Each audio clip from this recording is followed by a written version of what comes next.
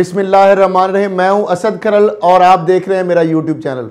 नाजरीन, वो जिस तरह कहते हैं ना पंजाबी में कि जेड़ा बनो लाल है, बात यह है कि शहबाज शरीफ साहब और नवाज शरीफ साहब की फैमिली माशाल्लाह जिस तरीके से उन्होंने दिन दुगनी और रात चुगनी तरक्की की है, उसकी शायद दुनिया में कहीं मिसाल ना मिले। अब एक और इनकी वारदात जो है वो नैब ने पकड़ ली है। 29 लाख डॉलर की मनी लॉन्ड्रिंग पकड़ी गई है और वो मनी लॉन्ड्रिंग जो करने वाले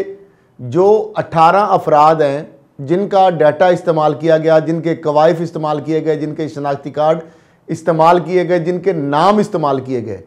वो कौन लोग हैं और 117 जो ट्रांजैक्शंस इन लोगों के नाम पर, 18 लोगों के सिर्फ नाम पर जो की गई, उसकी अमाउंट 29 लाख डॉलर बनती है। ये शहबाज शरीफ साहब, सलमान शहबाज और हमजा शहबाज जो है, इनके हवाले से इन्होंने जनाब ये ट्रांजैक्शंस की, इनके हवाले से इन्होंने ये जो सारी मनी लॉन्ड्रिंग की, ये जो पैसा था इसको घुमाया गया। ये कौन लोग हैं और किस तरह नैब ने इनका सुराग लगाया है और इनके क्वाइफ क्या है और ये किस तरह मॉडस ऑपरेंडी क्या था, तरीकाकार क्या था, इस हवाले से आज हम आपको बताएंगे कि किस तरीके से नवाज शरीफ साहब या शहबाज शरीफ साहब, इनके साहबजादों हमजा और सलमान शहबाज ने किस तरीके से इन 18 अफराद के ज़रिए वो मनी लॉन्ड्रिंग की। और इनमें ज़्यादातर लोग वो हैं जो कभी बरतानिया गए ही नहीं, लेकिन उसके बावजूद इनके नाम पर एक टीटियाँ लगवाई गई, टेली ट्रांसफ़र जो है उसके ज़रिए पैसा इनके अकाउंट में मन्नो सलवा की तरह गिरता रहा। ये लोग कौन हैं और जो शहबाज शरीफ के बेटों को सहूलियात जो फराम करते रहते, जो इनके सहूलतकार, जो जिनके बारे में ये जो नेशनल रजिस्ट्रेशन डाटाबेस जो नादरा है, उनसे जब इनका रिकॉर्ड पता करने की कोशिश की गई तो पता चला कि इनका रिकॉर्ड ही मौजूद नहीं है, जिसकी वजह से नैब ने इसे घोस्ट रेमिटेंसेस यानी रकम भेजने वाले, गायब रकम भेजने वाले यानी घोस्ट, वो लोग जिनकी एग्जिस्टेंस ही नहीं है, जिनका वजूद नहीं है, रकम भेजने वाले वो लोग थे। क्योंकि ये एक प्री प्लान्ड, एक ऑर्गेनाइज्ड क्राइम था, एक वाइट कलर क्राइम, अपनी लेयरिंग करने के लिए, अपनी ट्रांजैक्शन को छुपाने के लिए, अपना खुरा मिटाने के लिए। ये एक मॉडस ऑपरेंडी, ये वही इस्तेमाल किया गया जिस तरह हारस स्टील मिल जो है पंजाब बैंक के फ्रॉड के अंदर ये जो तरीका वारदात इस्तेमाल किया गया था, इसमें भी बिल्कुल वही तरीका इस्तेमाल किया गया कि मुख्तलिफ जो लोग थे जो इनकी फैक्ट्री के अंदर मुलाजिम थे या जिनके कार्ड इनके पास मौजूद थे, उनके कार्ड्स की आगे और पीछे से फोटोकॉपी करवाई गई। फिर उसके बाद जो तस्वीरों वाला पोर्शन है वो रहने दिया गया और जो नाम और वल्दियत वाला पोर्शन है वहाँ पे किसी और कार्ड से चेपी काट के उस कार्ड की उस पर लगा दी और दूसरे की उसके ऊपर लगा दी। इस तरह जो एड्रेस है वो इस कार्ड का पकड़ के उस पर लगा दिया, उसका इस पर लगा दिया, ठीक है। इस तरह शनाख्ती कार्ड नंबर उसका पकड़ के इधर से लगा दिया, इसका पकड़ के उधर से लगा दिया। उसके बाद वही जो कार्ड है उनकी दोबारा फोटोकॉपी करवाई गई। उन फोटोकॉपी करवाने के बाद यानी तस्वीर किसी और की है, नाम किसी और का है, वल्दियत किसी और की है, शनाख्ती कार्ड किसी और का है, एड्रेस किसी और का है, और उसकी जब कॉपी करवाई गई तो चूंकि बैंक वाले साथ मिले हुए थे, बैंकों वाले लोग, उनके नाम पर अकाउंट खुलवाए गए। जब अकाउंट खुलवाए गए तो खुद ही फॉर्म भरे गए, खुद ही जनाब उनके सिग्नेचर किए गए और खुद ही वो पैसे डाले और निकाले गए। अब वो जो 18 लोग हैं जिनकी शनाख्त हुई है, जो उनके नाम जो लिखे गए वहाँ पे, जो जाली शनाख्ती कार्ड यानी उनको, यानी कार्ड तो ठीक थे लेकिन उनको आपस में ट्रैक ना हो सके ताकि मिसलीड करने के लिए इदारों को उनको यानी उनको पोर्शन में तब्दील करके उनको एक मिक्स, इस तरह मिक्सचर बना दिया गया ताकि आप असल बंदे तक कभी पहुंच ही ना सके। इन 18 अफराद जो है, इनके आप नाम सुन के हैरान होंगे, कभी आपने शायद सुने भी ना हो। ये ना तो कोई बिजनेसमैन है, ना ये सियासतदान है और ना ये कोई फॉरेक्स के हवाले से इनका काम है, ना ये कभी बैरून मुल्क गए। ज़्यादातर लोग इसमें ये हैं कि जो कभी बैरून मुल्क भी नहीं गए। इनमें जनाब आप नाम सुन जाएं और आप खुद ही मेरा ख्याल शर्माते जाएं, क्योंकि इनको शर्म तो आती नहीं है, क्योंकि इन्होंने धेले और दमड़ी की करप्शन भी नहीं की, अरबों खरबों खा गए हैं। अभी भी ये कहते हैं, कभी कहते हैं हमें लटका दिया जाए, हमारा नाम तब्दील कर दिया जाए, लेकिन आगे हर रोज़ कोई ना कोई नई इनकी कहानी आ जाती है। पहले आपने देखा 7 अरब और 30 करोड़ की मनी लॉन्ड्रिंग, उसके बाद जनाब FIA ने जनाब जब शुगर मिल की तहकीकात कर रहे थे तो 25 अरब की उन्होंने पकड़ ली, सारी इनकी वारदातें 25 अरब रुपए की। अब आगे इन 18 अफराद जो है उनके नाम जरा सुने और आप गौर करें कि ये किस तरह पापड़ वाले छाबड़ी वाले के बाद अब एक नया जो सामने स्कैंडल आया है उसके बारे में ज़रा थोड़ा सा जानकारी जान ले। जनाब ये 18 लोग हैं: फैज़ रसूल, मोहम्मद साकिब, मोहम्मद शकूर, परवेज़, मोहम्मद कमाल, मोहम्मद सरवर, मोहम्मद काशिफ, अनीस मुगल, फैसल रसूल, इफ्तिखार, निसार अहमद, बशीर, नूर आलम, मोहम्मद मूसा, यूनस, उमर हुसैन, मंसूर और अंजम अली। इनके नाम से ये ट्रांजैक्शन 117 ट्रांजैक्शन हुई। 18 ये अफराद थे। 29 लाख डॉलर की ये ट्रांजैक्शन हुई हैं, जो इसका नैब के पास तमाम इसके शवाहिद, ट्रांजैक्शन के सबूत, बैंकों का रिकॉर्ड, स्टेटमेंट्स, हर चीज़ मौजूद है। अब ये बताया गया कि उस्मान एक्सचेंज कंपनी के ज़रिए, यानी उस्मान एक्सचेंज, वही जो CFO उस्मान थे शरीफ फैमिली के लिए, यानी शहबाज शरीफ साहब, हमजा और सलमान के लिए काम करते थे। उस्मान एक्सचेंज कंपनी के ज़रिए, जिस तरह मैंने बताया, हमजा और सलमान शहबाज ने 177 यानी पौने 200 से ज़्यादा जो ट्रांजैक्शन की, और जिसके ज़रिए जो ट्रांजैक्शन की जो टोटल अमाउंट थी वो थी 29 लाख डॉलर। अब नैब ने शरीफ ख़ानदान के ख़िलाफ़ एक नया रेफरेंस जो है उसकी अब तैयारी शुरू कर दी है, क्योंकि ये नए माशाल्लाह कच्चे चट्टे इनके सामने आ गए हैं। अब नैब की रिपोर्ट जो ताज़ा है उसके मुताबिक क्या है कि सिर्फ शहबाज शरीफ के अहले खाना ने जाली घोस्ट गैर मुल्की तरसीलात कबूल की, यानी वो तरसीलात, ये घोस्ट मुलाजमिन की सिर्फ शहबाज शरीफ साहब, इनकी कंपनियां और इनके अकाउंट्स में सिर्फ आती थी, वो कितनी समझदार थी, और इस्तेमाल की। इन सब ने अपने ज़ाती बैंक अकाउंट्स में इस रसीदों को पूरी तरह तस्लीम किया है। अब नैब की जो रिपोर्ट है उसकी अगर हम बात करें तो वो ये कहती है कि तरसीलात ज़र के लिए बैंक के डिजिलेंस जो फॉर्म्स है उन पर दस्तखत कर रखे थे, जिस तरह मैंने पहले बताया आपको कि दस्तखत भी खुद किए, शनाख्ती कार्ड भी जाली तरीके से खुद ही कट पेस्ट करके बनाए ताकि डीट्रैक ना और असल लोगों तक पहुंचा ना जा सके। और फॉरेन एक्सचेंज रेगुलेशन एक्ट, इसके तहत दरकार जो फॉर्म आर है उस पर भी दस्तखत किए थे। अब जो रिफॉर्म्स, जो इकोनॉमिक रिफॉर्म्स एक्ट था वो 1992 में यही मसूब लाए थे ताकि अपने अरबों रुपए जो है काला धन जो है सफ़ेद करने के लिए जो बाहर भेजा जाए, इस तरह उससे बाहर से मंगवा के, तो ताकि उसकी कोई तहकीकात ना हो सकी, FIA नैब कोई तहकीकात ना कर सके। ये कानून भी अपनी प्रोटेक्शन के, और जिसके लिए काजी फैमिली का सारा वो कच्चा चट्टा पूरी कौम के सामने है, किस तरीके से उदैबिया पेपर मिल और सारा वो कहानी और जो फेक अकाउंट्स और असगर फैमिली और सलमान और काजी फैमिली और काशिफ और सारे लोगों के सामने, और ख़वातीन के नाम जो इस्तेमाल किए गए उनके पासपोर्टों के ज़रिए पैसे आए। अब गैर मुल्की सरमायाकारी जो है उसके नाम पर ये 177 जाली ट्रांजैक्शन जो गैर मुल्की तरफ से लाते, इनका ये जाहिर की गई कि जनाब बैरून मुल्क जो सरमायाकारी की है उसकी वजह से वो लोग पाकिस्तान में पैसे भेज रहे हैं। सरमायाकारी के मकसद से या तो कारोबारी तल्कात या फिर रिश्तेदारों या दोस्तों से आती थी। अब मामला ये है कि कोई भी अगर आपके ओवरसीज़ पाकिस्तानी हैं, नो डाउट वो 90 लाख के करीब लोग हैं, वो अरबों डॉलर भेजते हैं पाकिस्तान को अपने अजीज़ों कारब को, लेकिन वो तो एक प्रॉपर एक अपने अजीज़ों कारब को भेजते हैं और उसके लिए अरबों डॉलर, ये इतनी लंबी चौड़ी ट्रांजैक्शन या जाली कार्डों का इस्तेमाल वहाँ पे तो सोचा भी नहीं जा सकता। अब एहतसाब अदालत ने, आप देखें गुज़श्ता हफ्ते में जो शहबाज शरीफ साहब और दीगर 8 मुलजमान पर मनी लॉन्ड्रिंग के वाले से जो पहले बात कर चुका हूँ, और आमदन से ज़ाहिर असासों के 7 अरब और 30 करोड़ जो है उसके रेफरेंस में फ़र्द जुर्म भी आयद की और शहबाज शरीफ के इल्ज़ामात को गलत और मन घड़त करार दिया। उन्होंने सेते जुर्म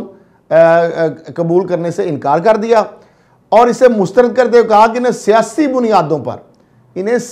बुनियादों पर निशाना बनाया गया। अब ये कौन सी सियासी बुनियादें हैं कि आपके अकाउंट्स के अंदर अरबों डॉलर आ रहे हैं, अरबों रुपए आ रहे हैं, फिर आपके अकाउंट्स के अंदर जो जाली आप अकाउंट्स बना रहे हैं, शनाख्ती कार्ड उनके फेक बना रहे हैं, यानी शनाख्ती कार्डों को आपस में उनको जिस तरीके से कट पेस्ट करके उसके बाद आपकी कंपनियों में आप उनको पैसों को निकाल रहे हैं, आप उनको इस्तेमाल कर रहे हैं। और आपने जो कंपनियां, जब आप 2008 में दोबारा वज़ीर आला बने, उसके बाद जितनी कंपनीज आपने बनाई, नैब की तहकीकात में ये बात भी सामने आई कि उसमें से मोर देन 70% जो पैसा था वो इसी मनी लॉन्ड्रिंग के जरिए, वो इन्हीं टीटीज के जरिए, वो किकबैक्स का पैसा था, कमीशन का पैसा था, वो 2 नंबर तरीके से वो वारदातें जो आपने की उससे जो पैसा हासिल किया, वो कैपिटल आपकी रकम में जो जमा किया और जिसकी बुनियाद पर आपने कंपनियां बनाई। फिर अब नैब जो उसके हवाले से उन्होंने जो शहबाज शरीफ ने कहा कि ज़ेर-ए-इल्तवा जो तमाम मुकदमात है सियासी मुखालफिन ने तैयार किए, इसमें कोई भी ऐसा मुकदमा नहीं है जिसमें पीटीआई की जानब से, पंजाब हुकूमत की जानब से, पंजाब हुकूमत के किसी इदारे की जानब से या वफाकी हुकूमत के किसी इदारे की जानब से, किसी मिनिस्ट्री की जानब से कोई ऐसी दरख्वास्त नहीं है जो कि भेजी गई है। ये सारे वही मामलात हैं जिसकी नैब ऑलरेडी पनामा केस से लेकर या उससे जब आपकी इवन की हुकूमत से उस वक्त से जो तहकीकात हो रही थी उसके अंदर से ये ऑफशूट्स निकल रही हैं, ये उसके अंदर से सारे मामलात निकल रहे हैं जो आपकी वजह से दबाए हुए थे। जिस तरह एससीसीपी का मिली भगत से चौधरी शुगर मिल का जो स्कैंडल है मनी लॉन्ड्रिंग का और टेम्परिंग का रिकॉर्ड का, वो आपने दबाया हुआ था।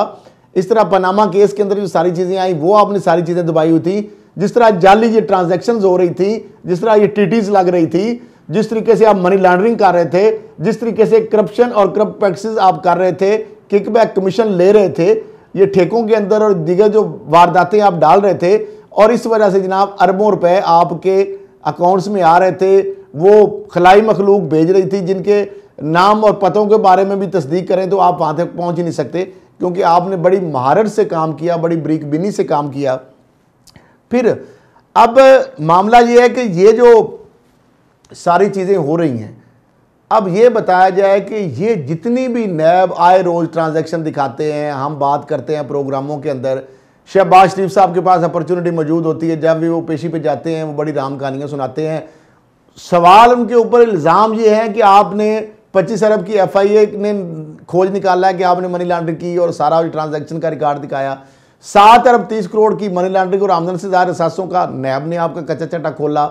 फिर ये एक और ऑफशूट निकल आई है कि 29 लाख डॉलर की आपने 18 अफराद और 117 ट्रांजैक्शन के जरिए 177 ट्रांजैक्शन के जरिए ये आपने खाता खोला। किसी एक इल्ज़ाम का, किसी एक ट्रांजैक्शन का, किसी एक जो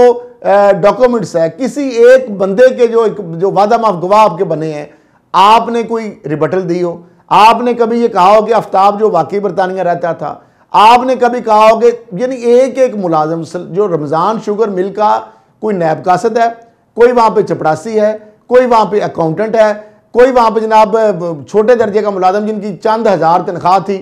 उनके कार्ड इस्तेमाल किए गए। एक किसान आया बेचारा, उसका आपने कार्ड इस्तेमाल कर लिया, और इस तरह फर्नीचर वाले जो है वेंडर वहाँ पे चिन्होट के उनके कर लिए। अजीबो गरीब किस्म की मुख्तलिफ कंपनियों को आपने यूज़ किया। वो सारी जो चीज़ें की आपने यूज़, वो सिर्फ मकसद उसका ये था कि लेयरिंग करना, आपने काले धन को सफ़ेद करने के लिए इनके गैर मुल्की तरसीलात ज़र जो है उसके सहारा लेना, ताकि आप नैब, FIA या दीगर जो कानून नाफज करने वाले या इन्वेस्टिगेशन के इदारे हैं उनकी तहकीकात से बच सकें, आपके पीछे ना जाया जाए, आपका पता ना चल सके। क्योंकि वाइट कलर क्राइम में यही होता है कि आप इस तरीके से लेयरिंग करते हैं कि असल मुलजम जो है उस तक पहुंचना बहुत मुश्किल हो जाता है। तो अब ये जो आपके यानी आपके ड्राइवरों के नाम पे, आपके नायब कासदों के नाम पे, आपके चपड़ासियों के नाम पे अगर 3 अरब की ट्रांजैक्शन हो रही है, किसी के नाम पे 2 अरब की ट्रांजैक्शन हो रही है, किसी मुलाजम के नाम कायम की गई कंपनी में 2 अरब की, 2.5 अरब की, 1.5 अरब की ट्रांजैक्शन हो रही हैं, तो इसको क्या समझा जाए? ये क्या ये सब ठीक है?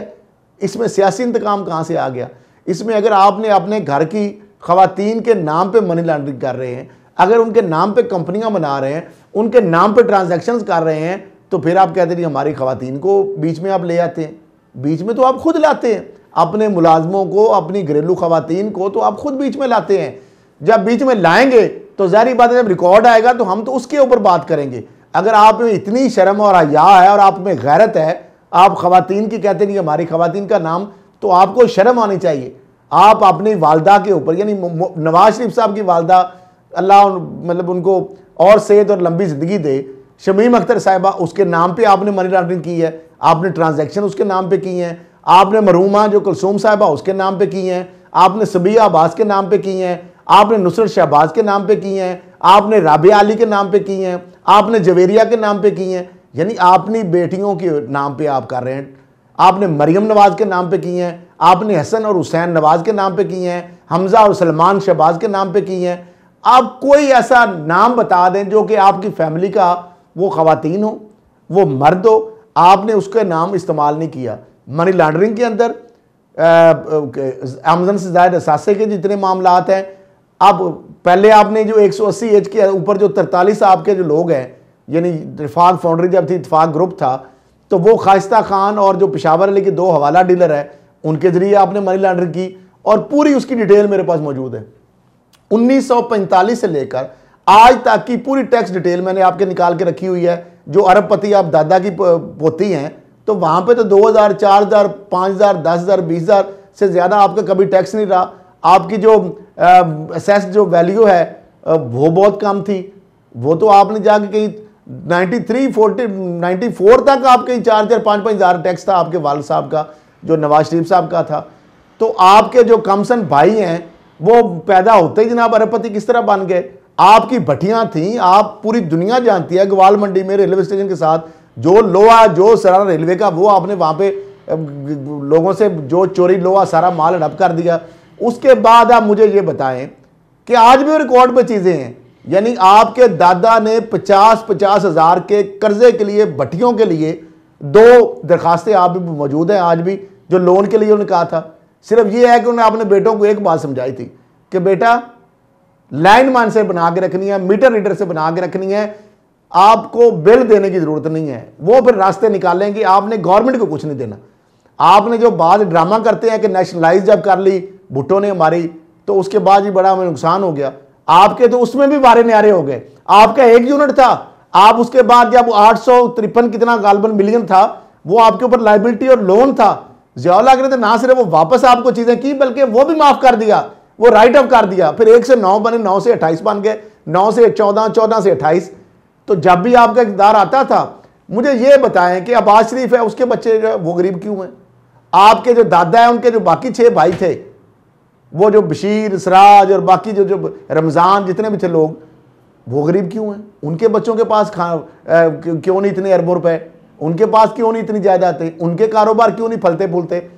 क्योंकि ये मामला है कि आपका तो सारा किकबैक, कमीशन, करप्शन, लूट मार का इक़्तिदार के ईवानों में इसीलिए आप आए थे। ये आपको तरीका आ गया था कि इस तरह लूटना है। तो मामला ये है कि ये वो सारी चीज़ें हैं जो रिकॉर्ड पे हैं। और आपका जो ख़ानदान वहाँ से आया था, मैं तो आपका पीछा वहाँ तक भी किया, जाती उम्रा में भी गया जहाँ पे आपका गुरुद्वारा बना हुआ घर में, और उनसे लोगों के सिखों के मैंने अपनी किताब जो पनामा में पेश हुई बतौर एविडेंस इमरान खान साहब ने, उसमें 62 पेजेस थे, वो आपकी मनी लॉन्ड्रिंग और मनी ट्रेल के बारे में थे कि वो पार्क लेन के फ्लैट जो थे, वो भी उसकी रजिस्ट्रियाँ मैंने 99 में जो किताब लिखी थी, जो अभी सुप्रीम कोर्ट में पेश हुई पनामा केस में इमरान खान साहब की जानब से, उसके अंदर मैंने लगाई थी रजिस्ट्रियाँ भी पार्क लेन के फ्लैट्स की, कि किस तरह आपने 1 जून 1993 को पहला फ्लैट खरीदा, फिर 5 जून को 93 को, फिर 95 को, फिर 96 को, और उसमें बाकायदा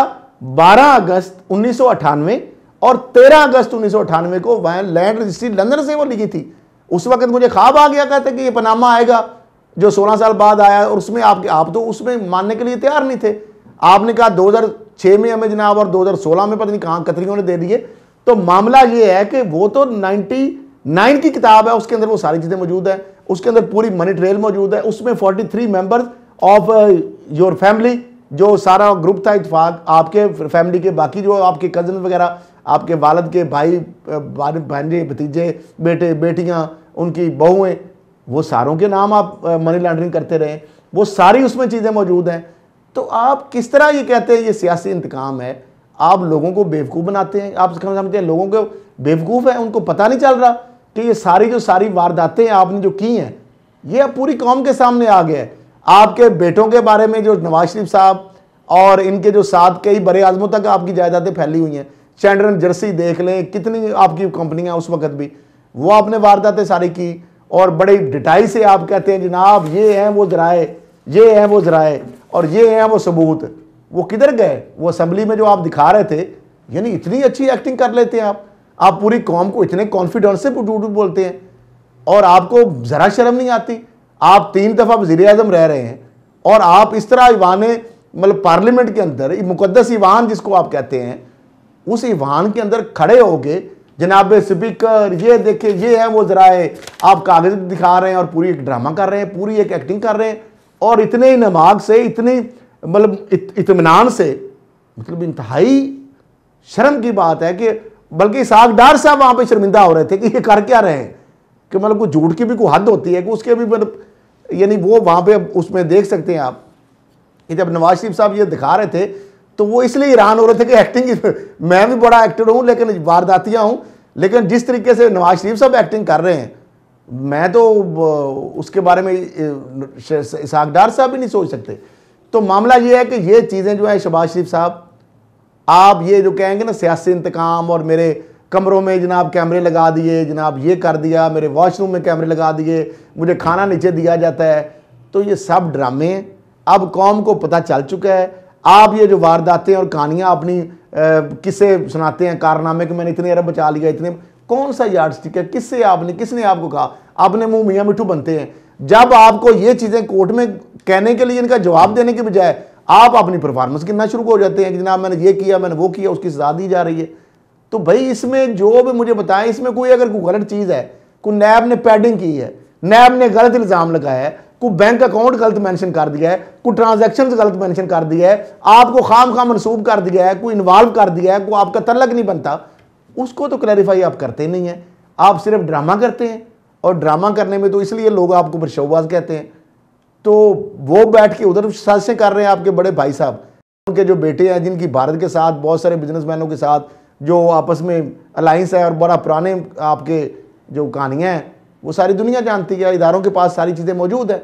तो यहाँ बैठ के आप ड्रामा कर रहे हैं, तो अल्टीमेटली आप ये ड्रामा जो है ना, ये बंद होगा, और जल्दी बंद होगा। इमरान खान साहब के होते हुए 2023 तक ये केसों के फैसले भी होंगे, उनमें आपको सजाएं भी होंगी। आप जो डिलेइंग टैक्टिक्स इस्तेमाल कर रहे हैं, जो टेक्निकल जस्टिस है, जो उसके पीछे छुपने की कोशिश आप कर रहे हैं, ये अब ऐसे नहीं होगा।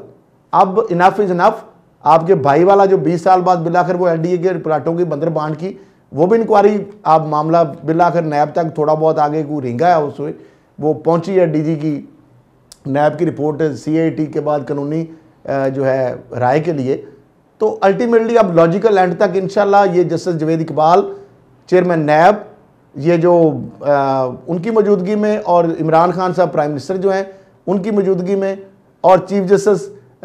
पाकिस्तान जो सुप्रीम कोर्ट है जस्टिस गुलजार साहब, उनकी मौजूदगी में इंशाल्लाह ये केस अपने लॉजिकल एंड तक पहुंचेंगे। क्योंकि चीफ जस्टिस ने भी जो 120 अदालतों को इसलिए कहा है कि ताकि जितने भी ये पेंडिंग केसेस हैं इनका फैसला होना चाहिए, क्योंकि अरबों रुपए जो कौम के लूटे गए हैं, जो उस पर इंक्वायरियाँ, इन्वेस्टिगेशन, रेफरेंस है, उनका कभी फैसला तो होना चाहिए, ताकि जो भी लूटा हुआ माल है वो वापस आए और कौम का पैसा उसको वापस मिले, और जो भी करप्ट है, जो जिन्होंने लूटा है इस मुल्क को, उनसे वापस किया जाए, और पता लगे लोगों को कि ये जनाब क्रिमिनल है, ये सजा याफ्ता है, ये लुटेरे हैं मुल्क के। तो अब जल्दी इंशाल्लाह इनका अंजाम करीब है, तो इसलिए ये फड़फड़ा रहे हैं, क्योंकि अभी और इंसाफ का जो अमल है वो तेज़ होगा, और ज्यों ज्यों तेज़ होगा उस तरह ये पीडीएम और ये इस तरह के शोशे छोड़ के ये प्रोटेस्ट और ये वो। लेकिन इमरान खान साहब किसी सूरत आपसे कंप्रोमाइज़ नहीं करेंगे, डायलॉग नहीं करेंगे, सवाए एनआरओ की हर एक इशू पे बैठने के लिए तैयार हैं, मुल्क और कौम के वसीदर मुफाद के लिए। लेकिन अगर आप ये कहें कि आप ब्लैकमेल करके, धरने दे के, एहतजाज करके, मार्च करके इमरान खान को आप ये उनको झुका लेंगे, उनको डरा लेंगे, तो वो हुकूमत जाती है जाए, इमरान खान आपको बिल्कुल भी रिलीफ नहीं देंगे। और फौज के पास भी आपने पैगाम रसान भेज के देख लिए, उन्होंने भी, जनरल बाजवा साहब ने भी कैटेगोरिकली कहा कि नैब के केसेस खत्म करने हैं तो वो मामला है अदालतों का, आप अदालतों में जाएं, अपना जो भी रिलीफ बनता है लें। और अगर आप सियासी को रिलीफ की बात करते हैं, को अमेंडमेंट की बात करते हैं, नैब को खत्म करने की बात करते हैं, तो वो पार्लियामान का इदारा है, आप पार्लियामेंट में जाएं, वहां पे अपनी बात करें सियासी तरीके से। और इस तरह के जो मामलात हैं वो अदालती मामलात हैं, इसमें फौज जो है आपको बिल्कुल भी साथ नहीं देगी। और मौजूदा हुकूमत छोड़ के जो भी हुकूमत आएगी, फौज का जो आईनी रोल है हम वही अदा करेंगे और उसी के तक महदूद रहेंगे। पहले जो होता रहा है आपको पता ही है, ये तो फौज के कंधों पे बैठ के आए हैं। तो अब मामला ये है कि इनकी चीखें इसलिए निकल रही हैं, बार बार कहते हैं फौज साइड पे हो जाए तो इमरान एक दिन में नहीं रहेगा। ये जनवरी में कौन सी जमहूरियत की बालादस्ती की बातें करने वाले और दावेदार और नाम नाद लंबरदार ये कह रहे जनवरी में इमरान खान की हुकूमत खत्म हो जाएगी। कैसे खत्म हो जाएगी? 2023 से पहले आप कैसे खत्म कर सकते हैं? क्या कोई मुल्क में मार्शल आ जाएगा? मतलब क्या कोई बगावत हो जाएगी, क्या हो जाएगा, किस तरह ख़त्म हो जाएगी? एक तरफ आप वोट की इज्जत की बात करते हैं, दूसरी तरफ आप मैंडेट को छीनने की बात करते हैं, साजिशों की बात करते हैं, आर्मी चीफ को कहते हैं जनाब हुकूमत पहले गिराओ और फिर हमसे मुज़ाकरात करो, हम तैयार हैं। ऐसे आपके जितने मर्जी आप इस तरह के फीलर छोड़ेंगे, इस तरह की जितनी मर्जी आप पेशकश करें, फौज अब पूरी कौम और फौज आपका जो असल चेहरा है उनके सामने आ चुका है। अब दोबारा जो है ना आपको एक झांसे में नहीं आएंगे। तो